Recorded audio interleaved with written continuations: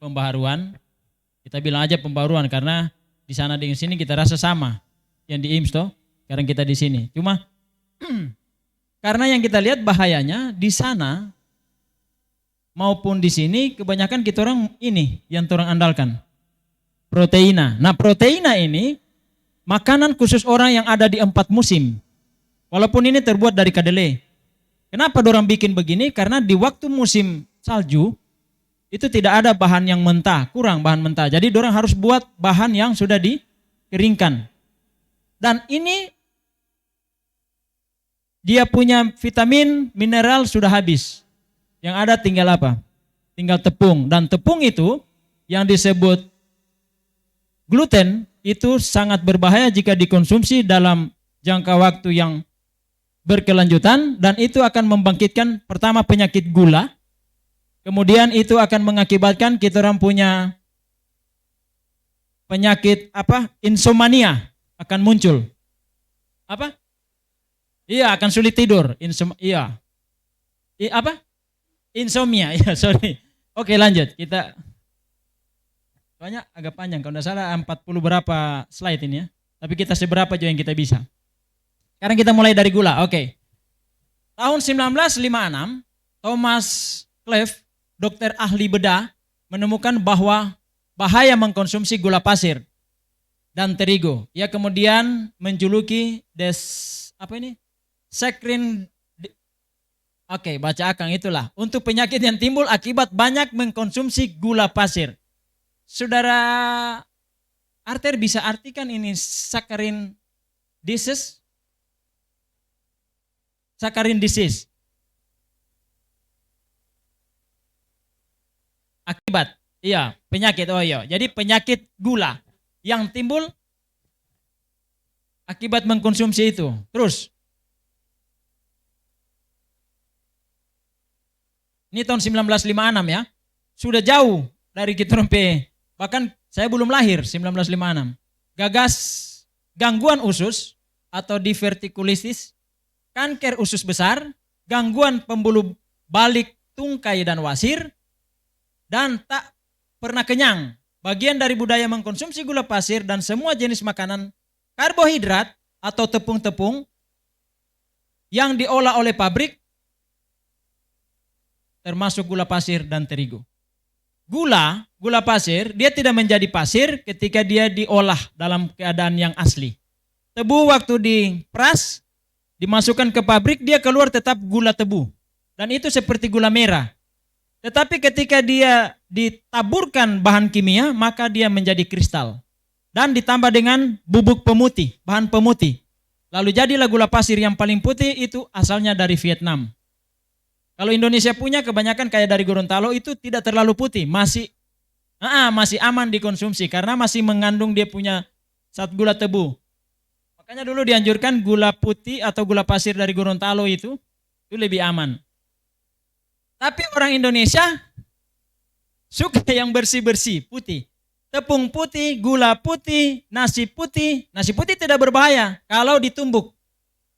Ya, kalau ditumbuk. Jadi ketika dia ditumbuk dalam 2 kali 3 kali tumbuk saja, istilahnya tumbuk, kelihatan dia punya konga, tapis. Tumbuk lagi, kelihatan padinya, berasnya, ditapis, pisahkan. Nah ini yang tadinya padi itu sudah jadi beras tapi bukan putih, warnanya hijau. Kalau yang putih ya, tapi ketika dimasukkan ke dalam mesin gilingan, dia akan menjadi putih karena dia punya kulit ari itu yang mengandung vitamin sudah keluar. Oke, lanjut. Nah, terigu bisa dari gandum, bisa juga dari kedelai, bisa dari ubi, ya, bisa dari jagung. Tapi ketika digiling, serat-seratnya keluar aslinya. Jadi kalau kita mau makan kedelai, makanlah kedelai asli. Kalau mau makan terigu paling bagus tepung yang ditumbuk sendiri. Kenapa terigu berbahaya? Karena terigu di pabrik olahan itu sudah tambah dengan apa lagi? Pemutih dan pengawet. Jadi itu yang berbahayanya tepung terigu. Makanya ada tepung terigu yang boleh kalau tidak salah dikonsumsi, kalau tidak salah 3 cakra. Cakra atau segitiga biru. Kompas, iya. Itu yang lebih aman sedikit katanya. Tapi alangkah baiknya Tidak, pakailah tepung yang dibuat sendiri. Cuma kadang-kadang kita orang karena masih di kota masih mau cari gampang. Beli tepung cakra, alasannya segitiga biru atau tepung apa lagi itu dan lain sejenis. Makanan karbohidrat yang diolah sudah kehilangan sebagian besar serat atau fiber. Nah, fiber fungsinya adalah untuk menolak kotoran di usus. Jadi fiber ini membantu untuk memperlancar buang air besar, itu fungsi fiber. Jadi fiber terdapat di buah, terdapat di sayur, ya. Iya, serat. Jadi dia akan berfungsi untuk menolak membantu mendorong yang sudah tinggal di usus besar. Selain kehilangan gula, selain kehilangan pula vitamin dan mineral yang dibutuhkan oleh tubuh. Terigu dibuat dari bahan alam gandum, sama seperti beras, akibat terlalu dipaksakan, kulit ari bahan jelai yang kaya akan vitamin itu dan mineral tersebut jadi terbuang dan dijadikan makanan ternak. Kasih babi, babi cepat gemuk. Kasih bebe, cepat batolor. Orang makan DP ampas yang putih. Tuh, jadi orang mengkonsumsi sebenarnya sudah tinggal sampah. Tapi orang senang, oh ini tepung putih, ini beras putih. Makanya lagi tren sekarang anjurkan apa? Beras merah pica kulit atau beras hitam. Di Toraja banyak beras hitam yang bukan pulo ya, tapi beras hitam biasa. Yang sama dengan kulit ari pada padi dan bekatul. Nah, bekatul ini sejenis gandum. Apa dong bilang di sini? Udahlah, orang mencari tahu. Apa nama ini? Sorghum. Orang di sini bilang sorghum. Semakin putih beras dan terigu, maka semakin miskin gizinya. Lihat. Jadi apa kata orang terjebak pada posisi ini? Sedang. Nah, marilah kita berusaha untuk mencoba menggantikan sedikit demi sedikit. Paling bagus orang ubi, pisang, bete. Ya. Tapi itu mesti melatih. Kalau macam kita tidak bisa makan nasi. Kalau nyana mau makan nasi rasa-rasa. Tapi kalau makan ubi atau bete dengan sayur, oh sudah aman. Oke. Makanya harus country living ya. Lama setelah itu muncul temuan bahwa budaya makan karbohidrat olahan yang ikut menyokong bermunculan penyakit degeneratif. Jadi bertahap bermunculan berbagai macam penyakit. Dan itu sejalan dengan konsumsi gula pasir dunia yang meningkat puluhan kali lipat. Penyakit akibat kekurangan asupan fiber meningkat. Demikian pula penyakit kantung empedu, penyakit usus selain penyakit pembuluh darah dan jantung, yaitu pengerasan pada pembuluh darah atau sterosklerosis di bahasa medis. Jadi akibat itu bermunculan berbagai macam penyakit yang seperti sudah tercantum di atas tadi. Ya. Penyakit kantung empedu ini sangat berbahaya. Kantung empedu itu kalau sudah ada batu di dalam, tapi jangan takut. Kalau ada yang seperti itu, saya punya resep untuk itu. Untuk menghancurkan batu empedu dalam jangka 1x24 jam dia akan keluar. Konsumsi kekurangan serat berkaitan juga dengan penyakit akibat lemak darah yang tinggi dan hipertensi atau tekanan darah. Jadi kalau kekurangan serat, kurang makan sayur, maka akan menjadi lemak darah akan menjadi tinggi. Artinya pembuluh darah akan tersumbat oleh plak-plak yang muncul akibat terlalu banyak makan lemak. Ya lemak nabati aman, tapi lemak hewani. Kita percaya turun sudah ada lemak hewani. Tapi ada berbahayanya karena lemak nabati yang berbahaya itu yang sudah diolah menjadi kue. Ada mentega, apalagi dicampur dengan gula, tambah dengan susu. Nah ini sangat berbahaya sekali. Dicampur dengan telur. Jadi kue-kue mentega tolong bertobatlah supaya berhenti makan.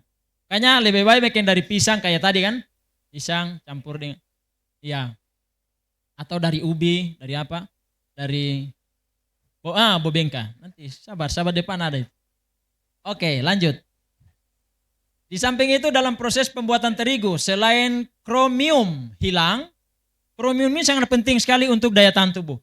Kemudian mineral kadmium yang tidak menyehatkan meningkat. Jadi ketika kromiumnya hilang, mineral kadmiumnya yang muncul. Sama dengan ketika LDL naik, HDL turun gitu. Akibat konsumsi gula pasir berlebihan, kelebihan kalori meningkat, kolesterol tubuh juga. Ya. Meningkat kolesterol tubuh akhirnya akan terjadi Nanti sebentar orang lihat. Kolesterol yang meningkat membentuk penyakit arteri atau aterosklerosis atau pengerasan pada pembuluh darah. Oke. Oh iya, karena penyempitan pada pembuluh darah. Mereka menu berterigu dan bergula juga tidak memberi rasa penuh dan rasa kenyang di perut karena kurang berampas. Sehingga orang cenderung mengkonsumsi makanan lebih banyak dari kebutuhan. Akhirnya terjadi apa? Obesitas. Dari sini juga asal muasal kenapa menu baratisasi. Jadi orang ini apa ini yang orang-orang barat punya makanan ini? Hamburger, apalagi roti hotdog, pizza. Itu yang dibilang baratisasi. Roti putih, pastries, permen, minuman ringan. Nah, ini permen sangat berbahaya sekali. Kadang-kadang orang bilang mau menghilangkan bau mulut atau menghilangkan kejenuhan sambil duduk-duduk. Sementara ibadah kayak sapi. Apa dia nama? Makan gula, mau mama biak, makan gula-gula karet. Wah, cenderung bikin tubuh jadi kelebihan berat badan. Di sana dulu waktu kita masih di sana, hampir semua duduk di muka di belakang itu mama biak. Jadi bakunya, sementara ibadah diskusi sekolah sahabat ada kunyah-kunyah lagi. Kita jadi ngeri.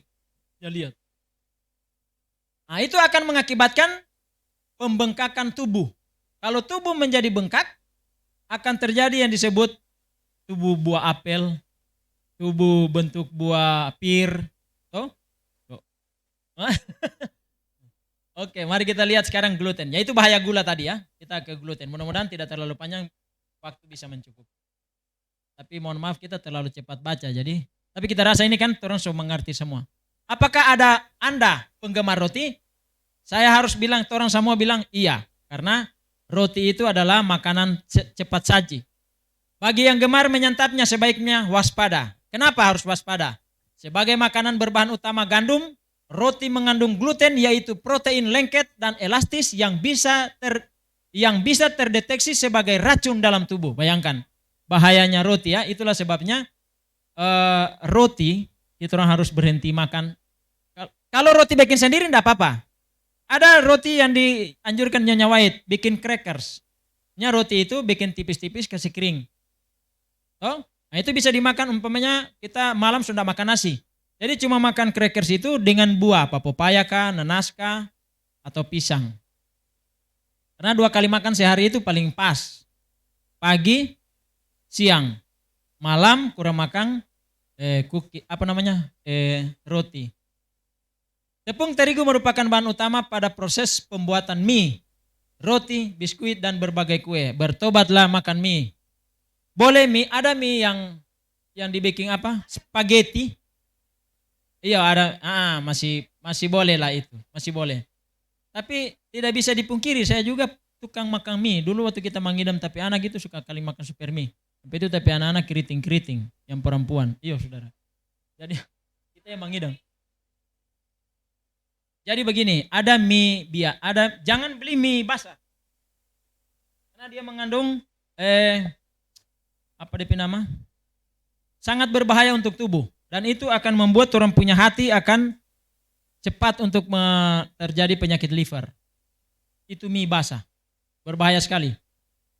Kasar itu. Jadi lebih baik saya anjurkan ada pembuat mie yang alami dan paling baik itu di Sawangan. Masuk Sawangan semua dapat di kampung di atas itu, sebelum dapat Indomaret ke Alfamaret itu. Di sudut. Mau belok sedikit sudut sebelah kanan. Pokoknya tanya di situ pembuat mie yang tidak pakai abu Cina. Bukan Sawangan Kamantas ini loh. Palampa Sawangan. Itu DP mie-nya ada jaga Riki kalau orang mau pergi sore. Iya. Jadi roti, mie, roti, biskuit, dan berbagai kue. Biskuit kalau orang bikin sendiri bisa. Tidak apa-apa. Tapi kalau bikin yang pabrik kadang-kadang DP mentega potong. Iya mentega tidak sehat. Jadi ada margarin boleh dimakan. Karena mentega itu ada 2 jenis. Yang margarin dengan yang mentega. Ada yang terbuat dari kelapa, itu margarin. Nah itu aman. Tapi sudah berlemak karena dia mengandung lemak jenuh. Ketika orang makan, dia akan diam di usus. Nah itu yang akan susah keluar. Mau pakai apa saja dia akan tidak keluar. Hingga usus akan menjadi berplak-plak dan akan menjadi pembusukan. Kalau ada di video itu, usus yang sudah kotor, hitam, kemudian ada cacing tambang yang pendek-pendek begini. Banyak sekali itu. Rompe usus ini tidak bersih. Itulah sebabnya orang rentan dengan penyakit. Jadi bagaimana itu ada pelajaran selanjutnya untuk pembersihan itu. Tepung terigu adalah tepung yang terbuat dari biji gandum melalui proses penggilingan. Kalau makan gandumnya aman. Karena dia makan sama dengan apa? Beras. Sama dengan padi. Tumbuk gandumnya, keluarkan kulitnya, baru kita masak. Sama dengan makan nasi. Umumnya pengelolaan tepung terigu berdasarkan kandungan proteinnya. Biasanya jenis yang tersedia di pasar memiliki kandungan protein berkisar antara 8 sampai 9%. 8% sampai 9%. Jadi proteinnya lebih tinggi. Dulu kurang lebih 100 tahun yang lalu orang bilang kalau makan protein sehat. Tetapi setelah 100 tahun ke depan sampai di zaman orang ternyata protein itu berbahaya. Sebab orang usus, orang hati memproduksi protein. Jadi jangan makan protein terlalu banyak. Kalau kelebihan maka itu akibatnya tadi yang sama dengan dicerita. Asam urat. Gitu. Protein menumpuk di hati, di jantung, di ginjal akan jadi asam urat. Karena kolesterol ya, kolesterol protein itu diproduksi oleh hati. Kolesterol orang sebegini tidak boleh makan kuning telur. Sangat berbahaya karena dia mengandung kolesterol. Kalau dia masih anak-anak 5 sampai 10 tahun lah masih boleh. Tapi telur ayam kampung. Bahayanya telur ayam yang kemudian 10,5%. Ini berdasarkan perhitungan data yang umum di pasaran ketika kita membeli ya tepung terigu. Ini dia punya kandungan.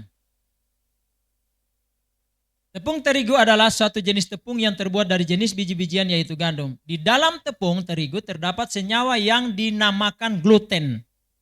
Jadi mau dia tepung beras, mau dia tepung gandum, mau dia tepung kedelai atau tepung jagung, tetap DP nama gluten ketika dia sudah jadi tepung.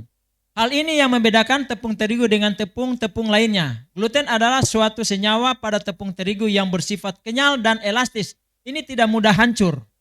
Itu bahayanya. Yang diperlukan dalam pembuatan roti agar dapat mengembang dengan baik, yang dapat menentukan kekenyalan mie serta berperan dalam pembuatan kulit, martabak, telur supaya tidak mudah robek. Lihat. Akibatnya itu ketika orang konsumsi maka dia akan mengendap di dalam tubuh. Itu yang menjadikan apa tadi? Obesitas. Kegemukan. Terus. Jadi bahaya ya makan itu. Nah ini contoh ini. Ini roti tidak sehat karena cuma mengandung angin. Jadi kalau makan roti berdasarkan Nyonya Whitepad tulisan harus padat. Orang bikin sendiri padat ya. Nah, contoh tadi kue pisang. Itu dibikin campur dengan nenas, sedikit di blender akan nenas, baru pakai biji apa DP nama itu yang putih-putih, kita lupa lagi. Sehingga padat. Jadi roti yang sehat itu adalah roti yang padat karena dibutuhkan untuk tubuh. Waktu kita makan tidak akan merasa. Kalau ini makan jangan sampai 2 jam sudah lapar ulang. Walaupun makan dengan sayur. Tapi kalau makan DP roti yang padat, keras, dia akan tahan. Umumnya gandum gluten menentukan kadar protein tepung terigu. Semakin tinggi kadar gluten, semakin tinggi kadar protein tepung terigu tersebut. Kadar gluten pada tepung terigu yang menentukan kualitas pembuatan suatu makanan sangat tergantung dari jenis gandumnya. Jadi ada gandum tipe yang baik, ada yang tidak baik dalam konteks pembuatan tepung. Lanjut.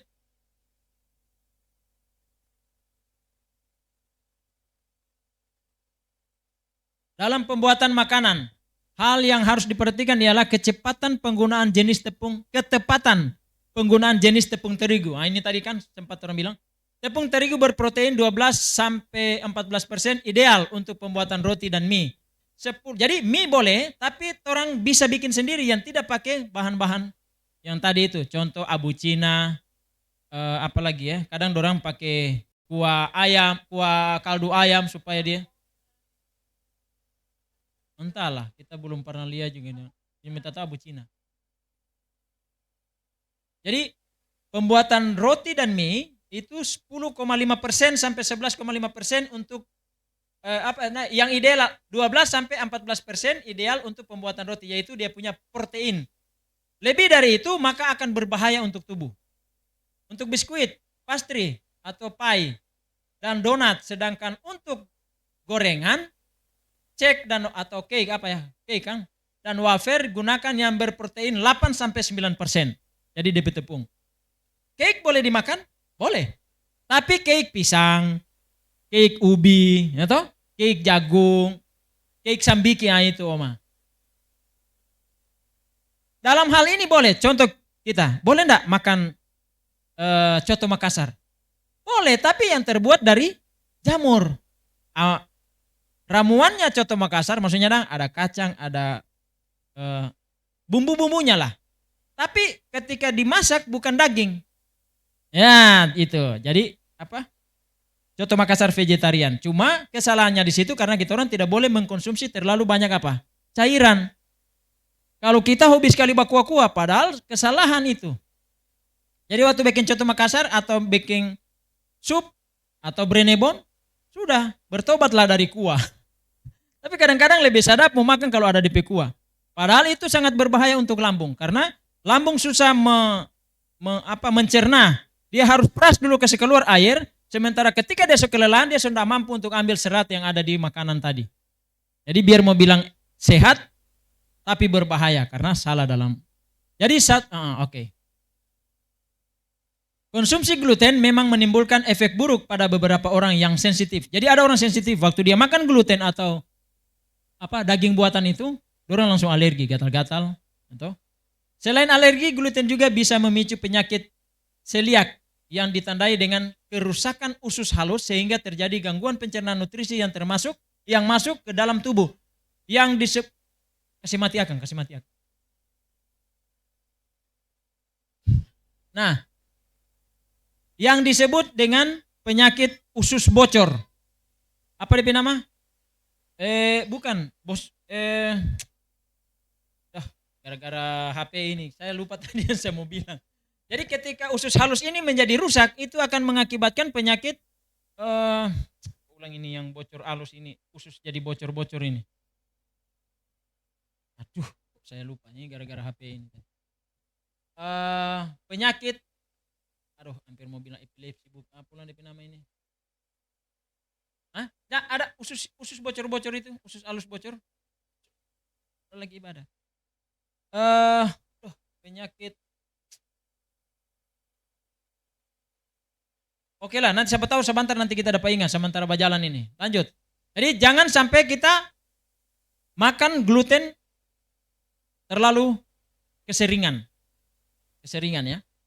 Mungkin sekali-sekali boleh. Karena itu gluten cocok cuma untuk orang di 4 iklim. Kalau orang di iklim tropis ini tidak perlu makan itu.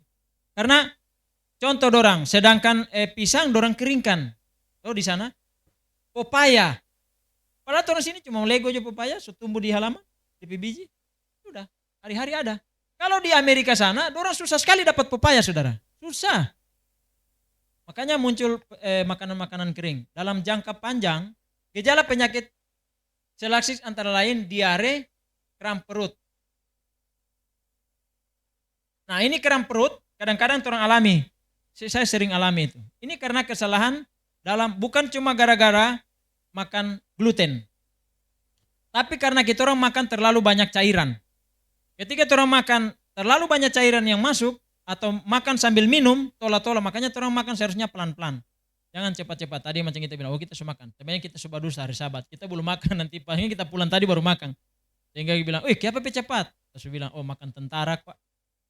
Jadi jangan, kita kadang-kadang di rumah orang sudah makan, kita ke belakang makan, mari kita lebih dulu kelar. Kita coba untuk mau pelang, tapi tidak pernah jadi.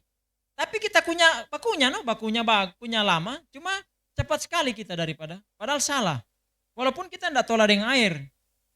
Cuma kesalahan itu makan terlalu cepat. Atau dalam keadaan capek, kita orang atau dalam keadaan emosi, kita orang tidak boleh marah, tidak boleh makan. Karena kenapa? Waktu kita makan nutrisinya tidak masuk. Tidak diserap oleh tubuh. Dan dalam keadaan kecapean, kalau umpamanya pulang dari kerja, berjalan atau apa saja, istirahat dulu sampai 1 jam, minum dulu kasih tenang pikiran, setelah 1 jam habis minum, baru makan pelan. Tapi kadang-kadang gitu orang karena baku buru waktu. Karena Nyonya White bilang dalam buku PDMA, dia bilang, kalau dalam keadaan tergesa-gesa, alangkah baiknya ndak usah makan. Pokoknya orang sampai lama semua pergi ulang. Oh baku itu mau makan dulu. Atau mai tua bilang, makan dulu, jangan ngana pikirin sama. Lebih baik ndak usah. Itu bahasa daripada roh nubuat. Di Indonesia, penyakit ini tak terlalu populer. Nah ini cuma banyak di mana? Amerika. Karena kebanyakan makan gluten. Namun penyakit ini cukup populer di sejumlah negara di Amerika dan Eropa yang biasa menyantap roti sebagai makanan pokok. Jadi para penggemar roti di daerah Timur Tengah, Timur Dekat, Palestina ya, Eropa, dorang lah yang mengalami penyakit begini. Bersyukurlah orang di sini kurang, walaupun dia populer di sana. Karena kita orang kurang makan roti. Orang konsumsinya apa? Bahan yang masih mentah. Beras itu masih termasuk mentah. Demi membuktikan efek buruk gluten, sejumlah ilmuwan asal Inggris dan Australia melakukan penelitian terhadap 200 pasien yang diminta mengkonsumsi sejumlah makanan berbasis gandum seperti roti dan muffin. 6 hari kemudian, peneliti melakukan tes darah untuk melihat respon sistem kekebalan tubuh mereka. Apa hasilnya?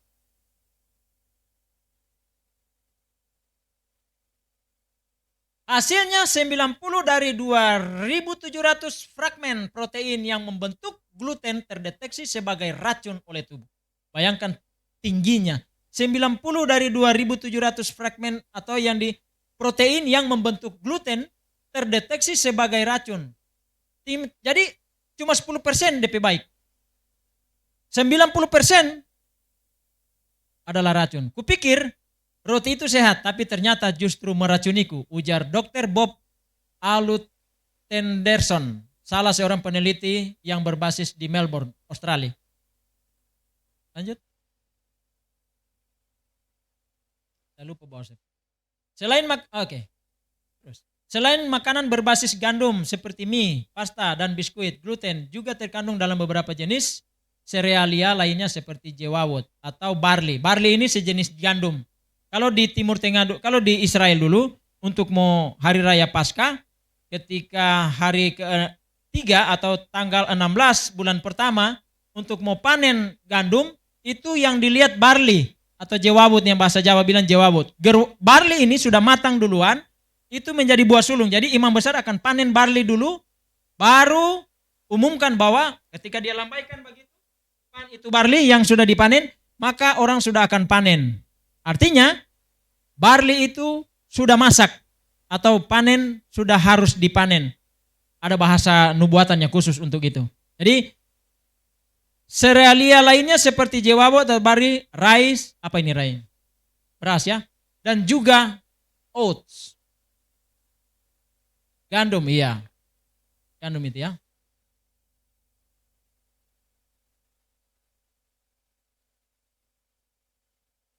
Oke. Melihat efek buruknya, bukan berarti kita harus jadi yang kita bisa konsumsi dalam bentuk mentahnya. Artinya dalam bentuk yang asli.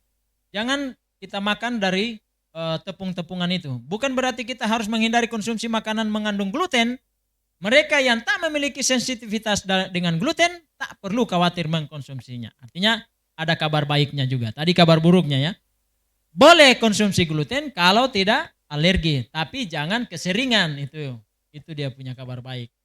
Sebab di balik efek buruknya, serealia juga masih mengandung banyak nutrisi penting seperti vitamin, mineral, dan antioksidan. Persoalannya serealianya, kalau dia sudah pakai pengawet, itu yang bahaya. Contoh apa itu? Yang serealia yang orang lihat di pasaran ini. Bukan borax itu, racun. Apa ulang ini yang orang jaga beli? Ada energen, nah itu serealia. Sereal itu sereal, energen. Tapi bahayanya karena itu sudah mengandung gula putih banyak, ya kan? Jadi kalau orang bikin sereal sendiri, bikin dari corn, apa ulang ini? Jagung, mil, baru campur dengan susu bubuk. Bahasa Inggrisnya kalau susu bubuk ini, krim. Gluten yang terdapat dalam produk gandum, sebab di balik efek buruknya, serealia juga masih mengandung banyak nutrisi penting seperti vitamin, mineral, dan antioksidan. Tapi yang dibuat alami. Gluten yang terdapat dalam produk gandum sering dianggap sebagai biang keladi timbulnya alergi. Jadi orang kalau lihat, kenapa gatal-gatal tidak pernah hilang ini? Itu, atau dia ruam-ruam itu, merah-merah. Itu akibat alergi tepung. Lanjut. Melihat efek, ini dia. Akibat dari melihat efek buruknya bukan berarti kita harus menghindari. Terus di mana? Oke. Ini akibat. Ini seorang ibu ya. Sylvie kaget saat Feli 5 tahun, putri kecilnya, mengeluh gatal-gatal di sekitar tangan. Ini di Amerika ya. Dan kakinya. Punya usut, ternyata gatal-gatal ini muncul setelah Feli menyantap roti gandum yang dibeli ayahnya. Dokter menyarankan agar Feli tidak lagi menyantap roti karena gadis kecil itu ternyata alergi terhadap gluten. Ini begini bahaya kalau begini model. Jadi harus berhenti. Ada juga alergi pada telur. Lain lagi pengalaman Dina yang sempat frustasi gara-gara Ferry. Anak laki-lakinya berusia 7 tahun, tidak bisa gemuk dan sulit makan sejak usia 1 tahun. Ini juga akan membuat perkembangan tubuh anak-anak tidak akan bagus. Setelah berkonsultasi dengan beberapa dokter, Ferry dinyatakan positif menderita penyakit celiak dan harus menghindari konsumsi makanan yang mengandung gluten. Ini penelitian yang sudah kasus-kasus yang sudah terjadi ya. Tapi ini di Amerika, mudah-mudahan di orang yang tidak ada. Karena orang jarang mengkonsumsi ini. Sekarang gigi. Ini kasus. Jadi akibat orang terlalu banyak makan permen, dalam waktu 48 jam gigi cenderung berada di bawah risiko konstan serangan kerusakan gigi. Ini penelitian yang terjadi di Senin 11 Desember 2011. Dr. Lutfi Dwi Puji Astuti, dokter spesialis gigi. Jadi penelitian yang dilihat ketika selesai Natalan, tahun baru, banyak anak-anak yang sakit gigi. Terus. Mudah-mudahan terumpi anak-anaknya begitu. Viva News.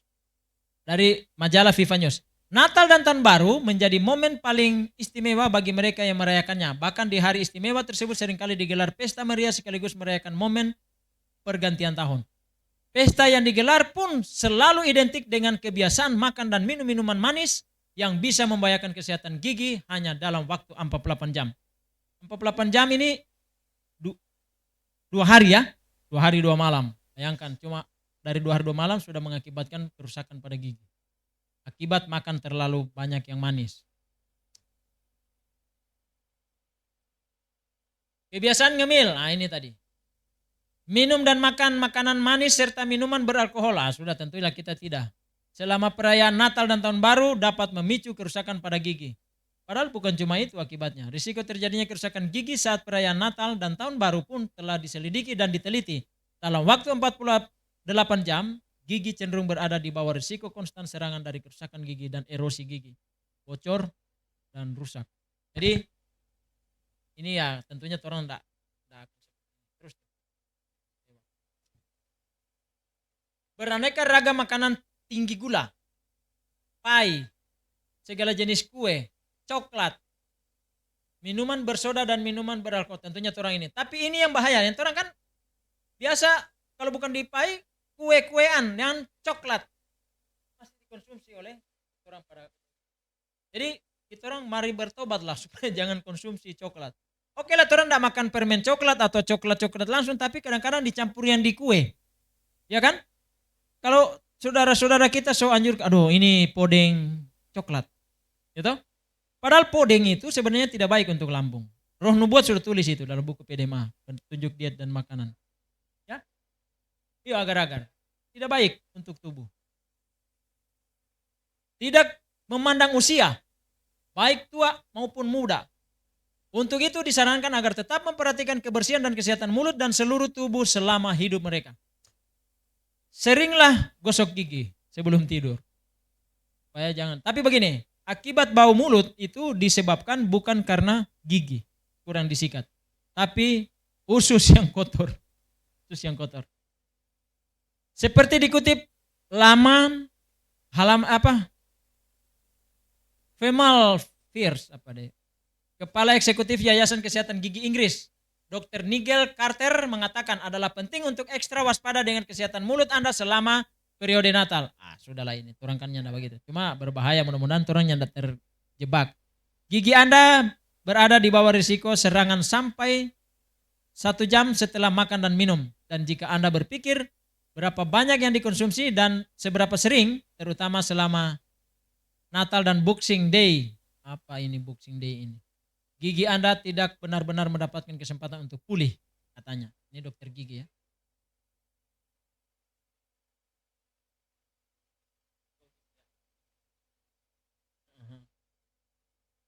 Oke, lanjut. Menyikat gigi sebelum pergi tidur adalah solusi terbaik untuk mencegah kerusakan pada gigi. Cara ini juga efektif menghapus asam yang bisa membentuk plak. Jadi ada asam atau apa DP nama itu ya? Kenapa kita lupa? Ya, sisa-sisa daripada makanan yang melekat pada antara celah-celah gigi. Itu akan membentuk plak di dalam. Kalau orang malas sikat gigi, anak-anak biasakan malas sikat gigi sebelum tidur, maka akan terjadi seperti itu. Niga juga mengatakan sebelum tidur seperti pada malam hari, aliran air liur, mekanisme pelindung alami gigi, melambat. Menyikat gigi setelah bangun dari tidur di pagi hari juga menjadi cara sederhana untuk membatasi kerusakan yang disebabkan oleh sisa-sisa makanan di gigi Anda. Jadi kalau kita orang tidak sikat gigi, aliran air liur yang sebagai mekanisme enzim yang akan keluar itu bermanfaat untuk tubuh, itu melambat dia keluar karena pengaruh kotoran yang ada di antara celah-celah gigi. Oke, lanjut. Jadi waktu kita orang makan, itu enzim di air liur itu sangat diperlukan. Karena enzim di dalam tubuh ada kurang lebih 4.600 ke 4.500 enzim di dalam tubuh kita. Jadi enzim yang di air liur itu berfungsi untuk di mulut.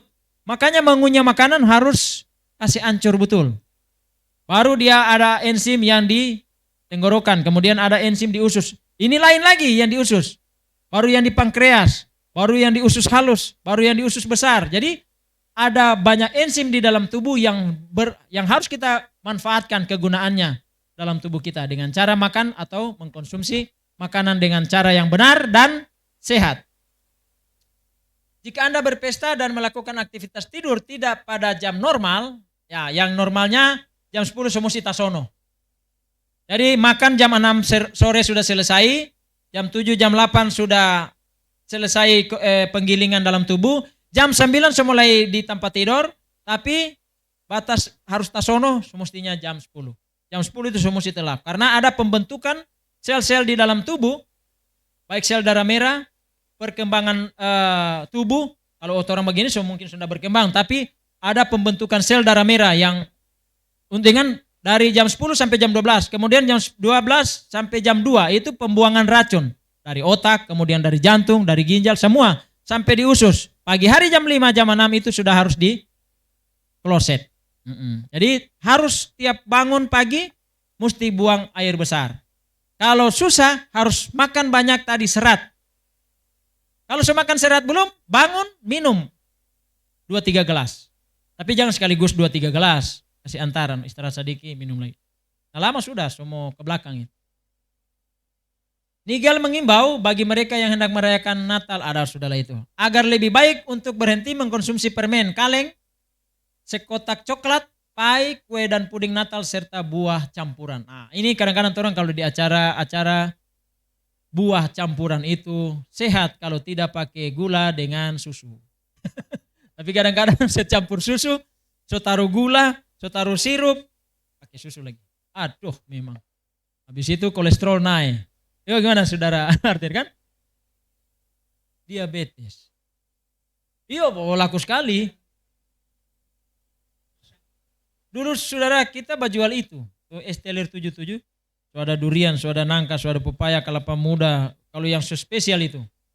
Baru taruh susu dengan taruh gula. Gula masak sendiri, gula putih, baru susu. Memang pakai air kelapa memang, tapi paling enak. DP akibat, aduh. Setelah, mari. Oh iya, betul sekali. Panen, karena akibat-akibat ini tuh.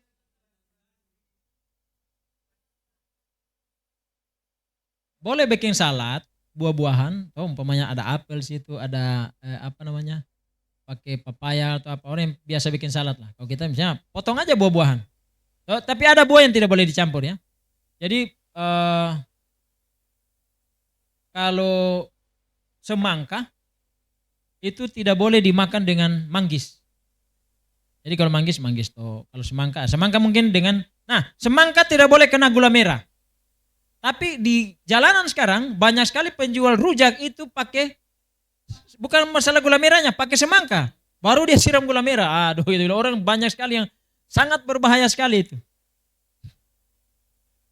Karena semua itu syarat dengan kandungan tinggi gula, jika menempel pada gigi dapat menyebabkan kerusakan parah. Jadi orang sakit gigi bilang lebih baik sakit gigi daripada sakit hati. Kalau kita lebih baik sakit hati daripada sakit gigi. Kita rasa itu sakit gigi, susah berpikir. Rasa-rasa orang ribut di samping mau tampilin. Oke, lanjut. Jadi jangan sampai sakit gigi. Mudah-mudahan orang tidak sakit gigi.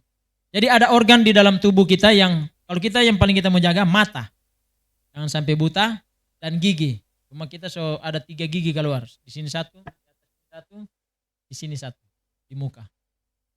Ini karena kebodohan sendiri. Mengkonsumsi sepotong kecil buah bisa menjadi solusi mencegah kerusakan gigi setelah makan makanan manis. Jadi, sudah umpamanya contoh ya, kita sempat makan di warung. Tapi kita orang kan enggak tahu dorong pakai vicin kah atau pakai apa namanya itu, bumbu penyedap. Kemudian kadang-kadang kan dorong sayur dorong taruh gula. Saus tempe tahu biasa supaya, kalau Jawa kan pakai gula itu, pakai gula.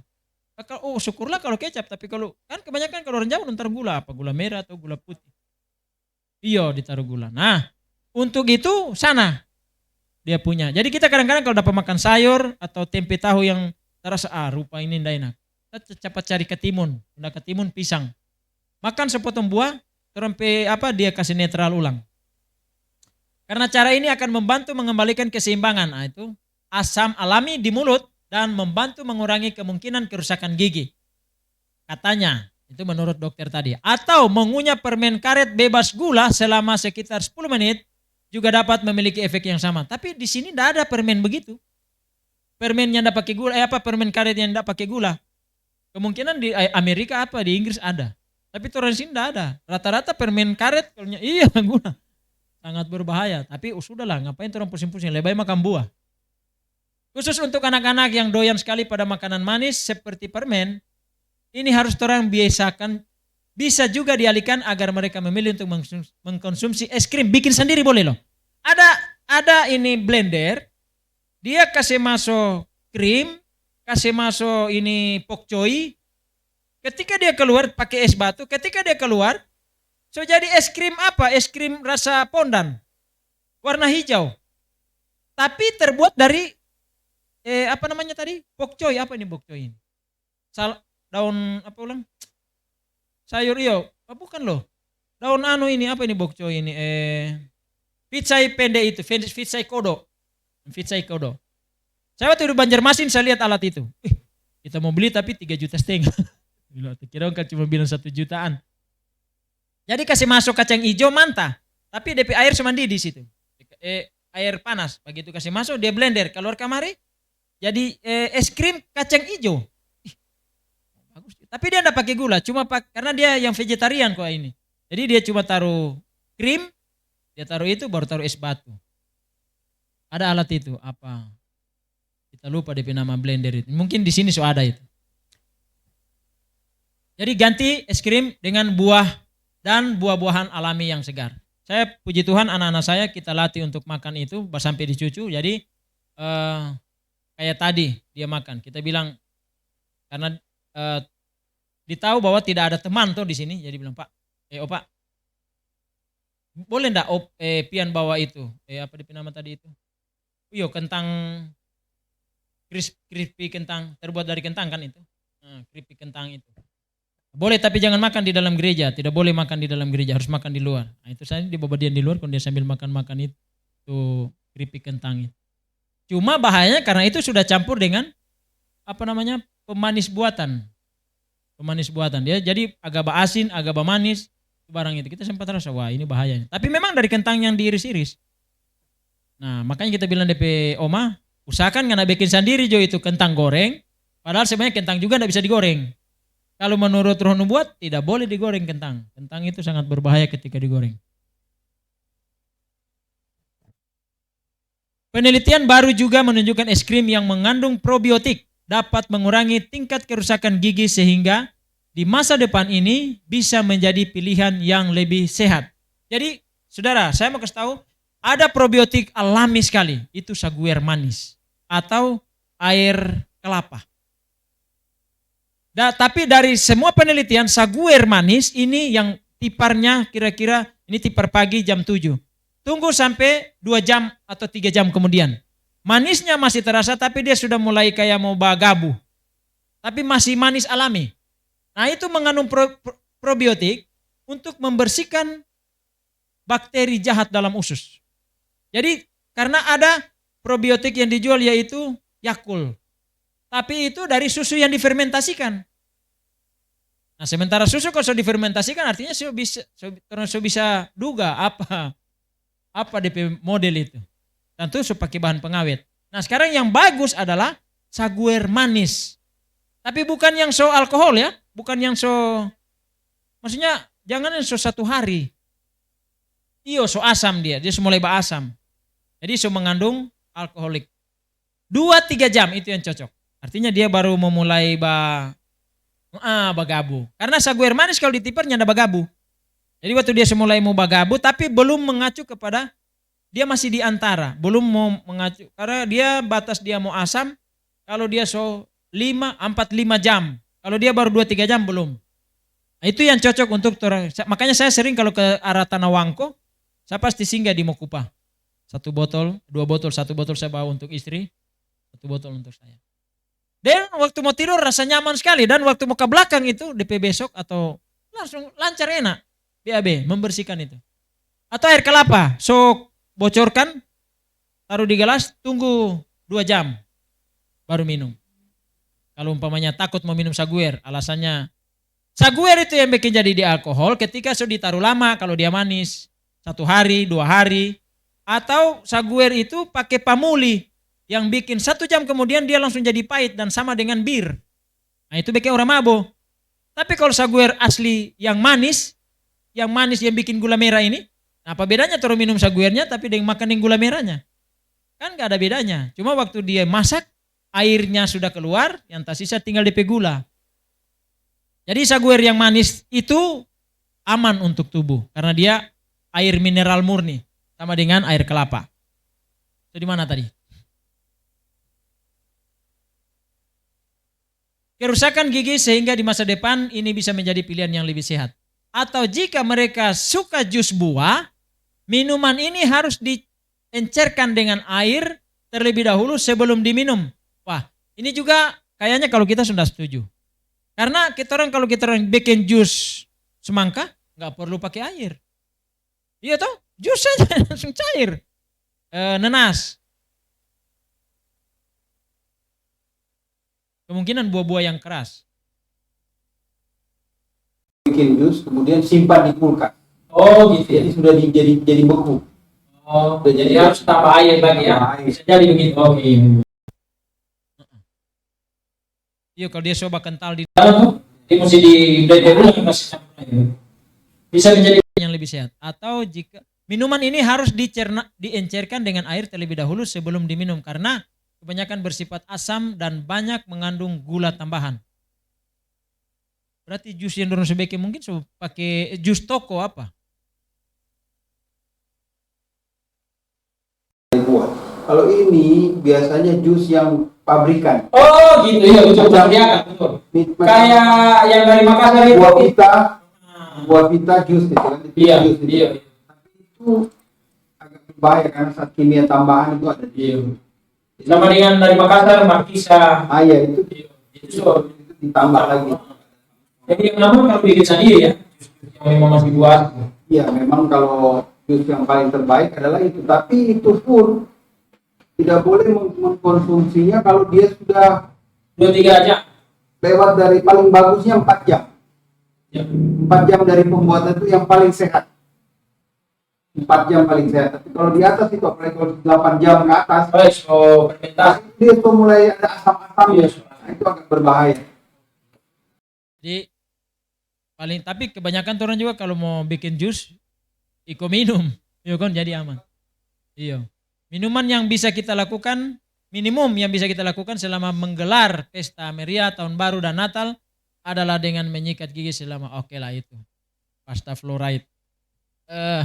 Itu anjuran bagi yang lain. Mungkin masih ada 5 menit, 10 menit lagi. Oke. Nah, ini. Lemak trans, biang keladi, serangan jantung, penumpukan plak, HDL dan LDL.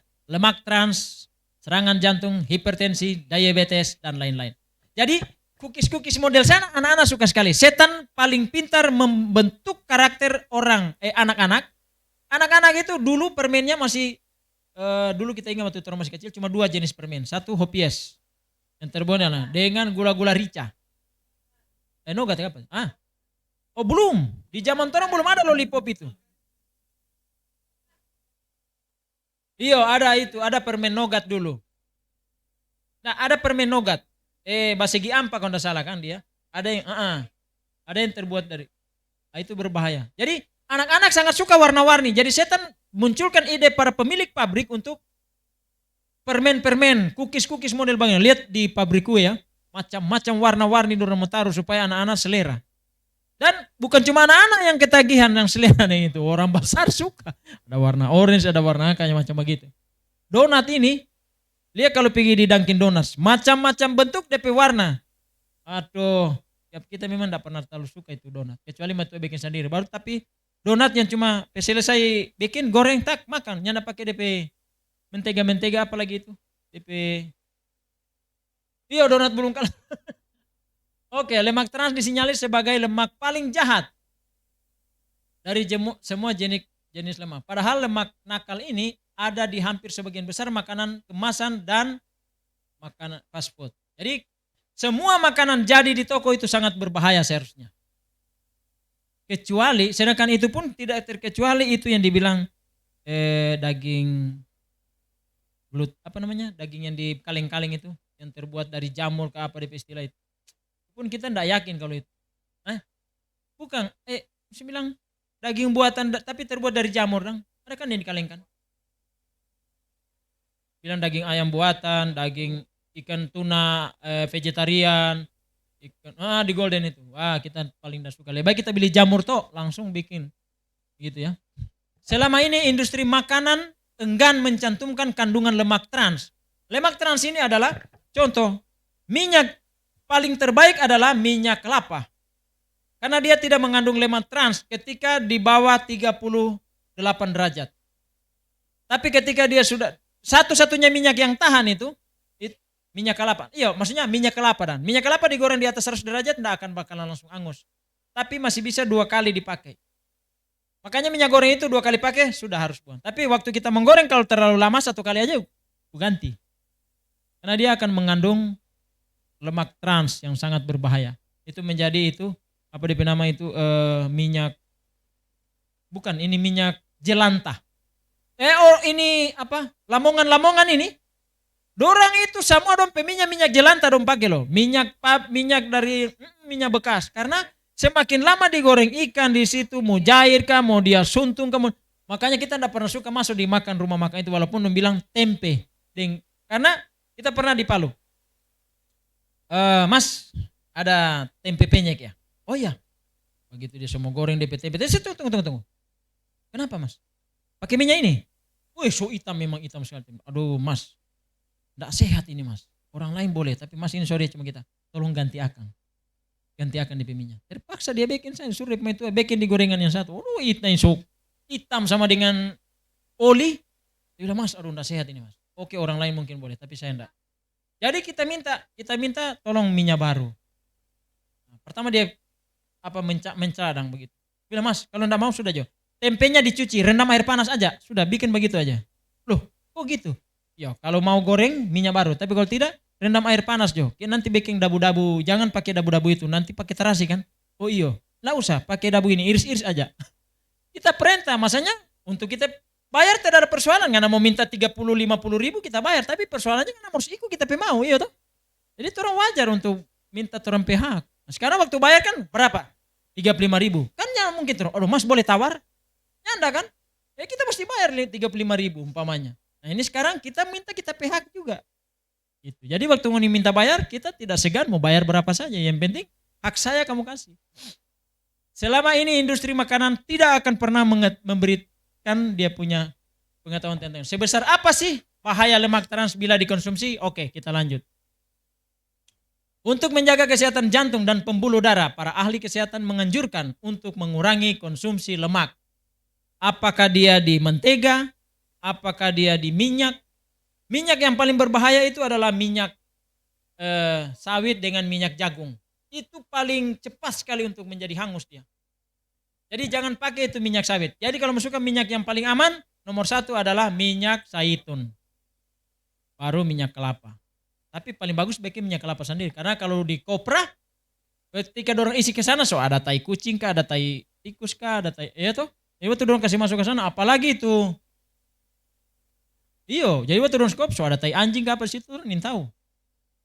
Kemudian bimoli, apa namanya? Kelapa sawit. Kelapa sawit mau dia ada kecoa kah di situ, mau dia ada cicak, mau ada tikus di situ, dong entero isi ke dalam karena sebegini tinggi. Entero semua isi dalam pabrik. Yang kuli-kuli. Kan banyak DP minyak itu di kuli itu apa kalau kelapa sawit. Saudara kalau dapat kelapa sawit bakar aja. Nyala entero itu. Satu biji kelapa sawit.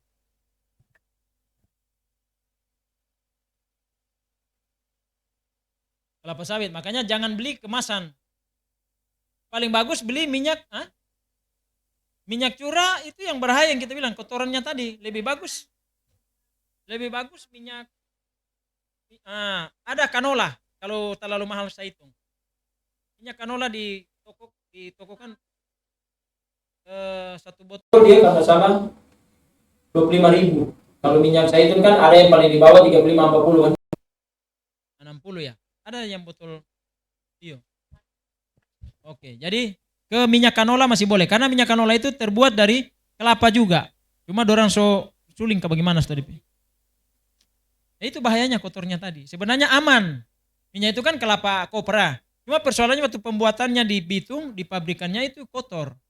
Ada sampai DP pekerja ciri dari atas sudah dapat tahu. Mati iyo.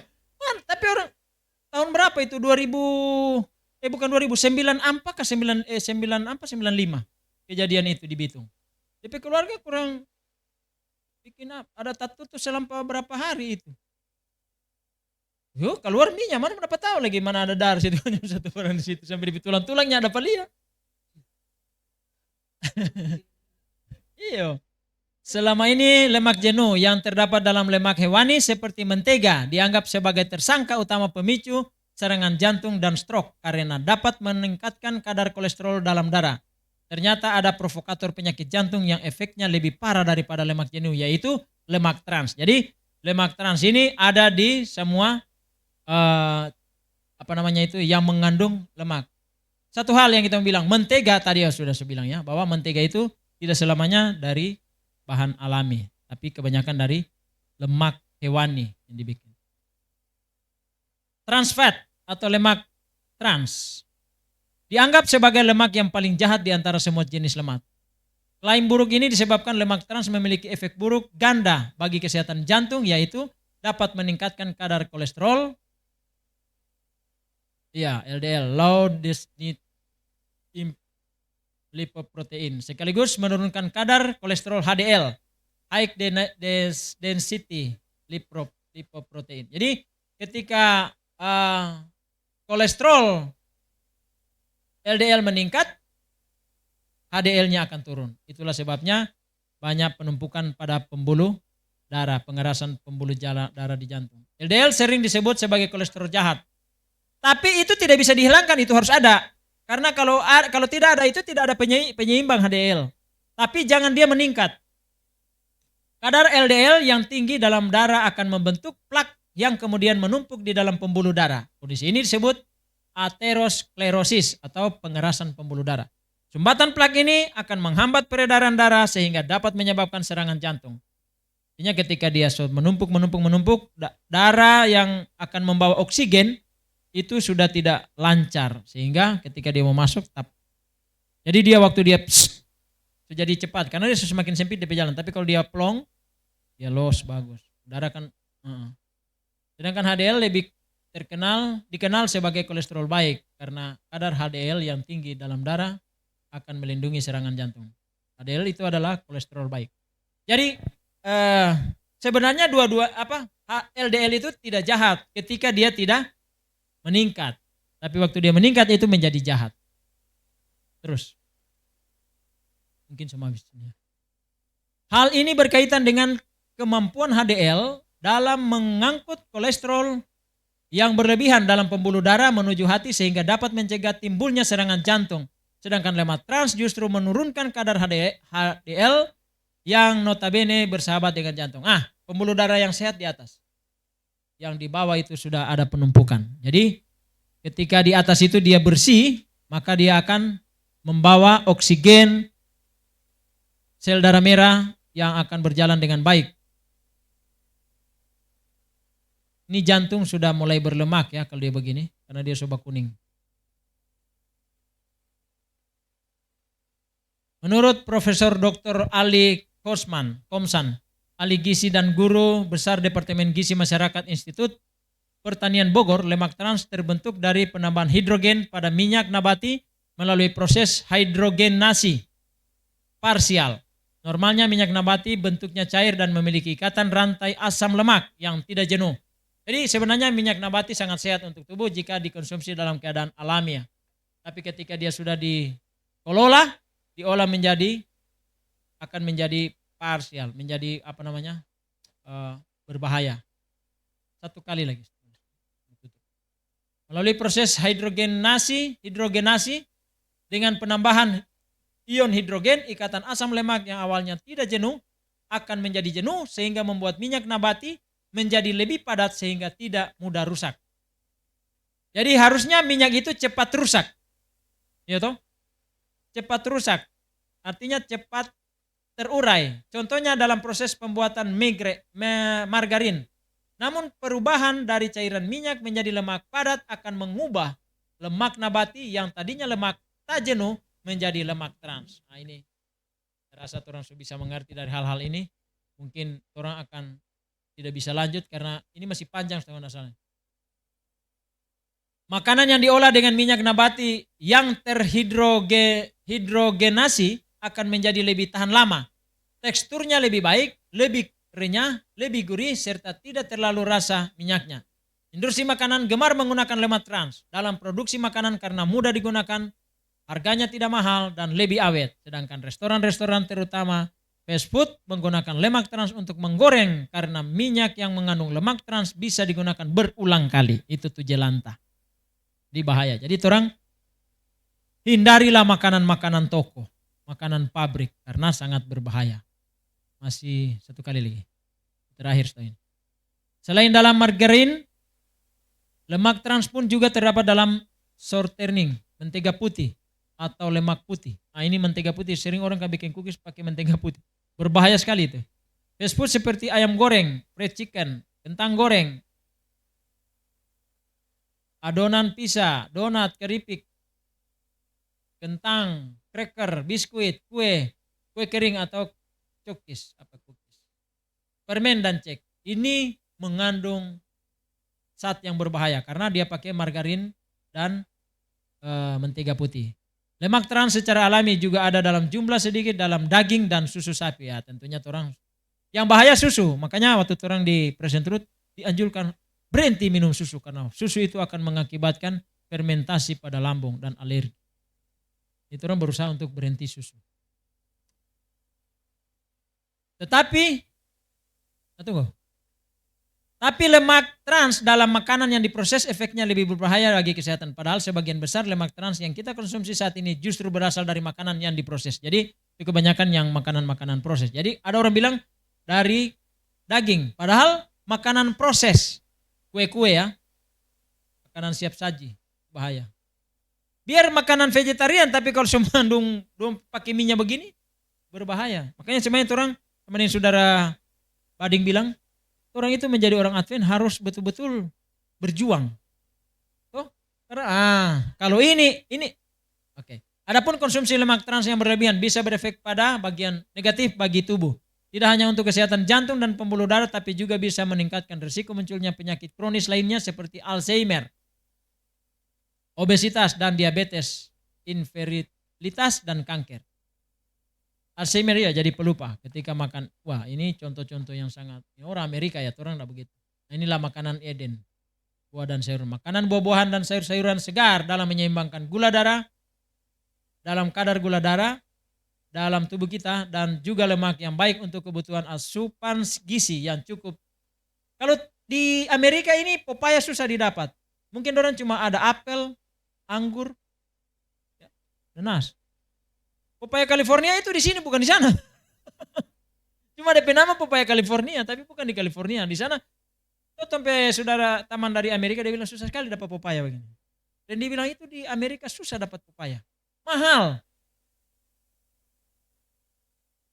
Apa itu? Kalau mau supaya tidak makan jadi penyakit, makan pada pagi hari sebelum ada isi perut. Kenapa Tuhan jatuhkan dia kebanyakan hampir siang? Karena memang Tuhan setel ini makanan karena ini mengandung fat, apa namanya? Lemak. Jadi ada 2 buah yang mengandung lemak. Kita tidak tahu yang lainnya. 3. Alpukat, pisang, durian. Itu lemak nabati yang paling baik. Jadi konsumsi ini, kalau orang umpamanya ada sedikit tekanan darah tinggi atau kolesterol, makan jam 6 pagi. Nangka tidak masuk di fat dia. Tapi dia jenisnya karena getahnya saja yang buffet. Iya.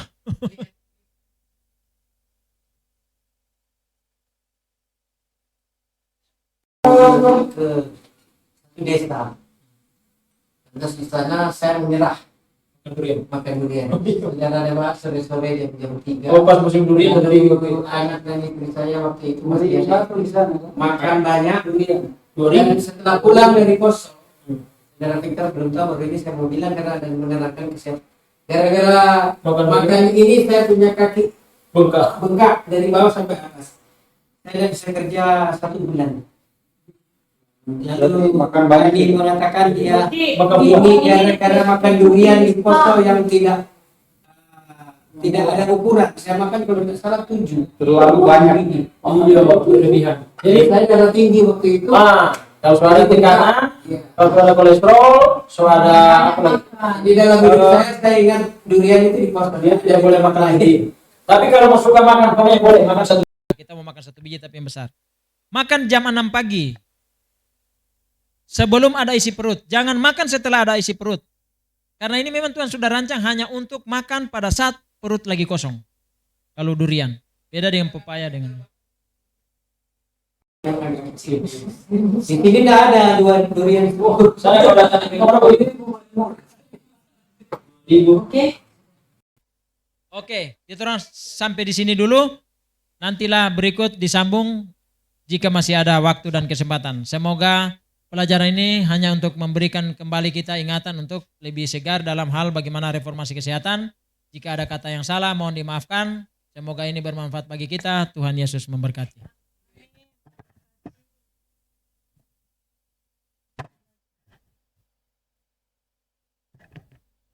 Baik, terima kasih atas seminar kesehatan yang telah dibawakan oleh saudara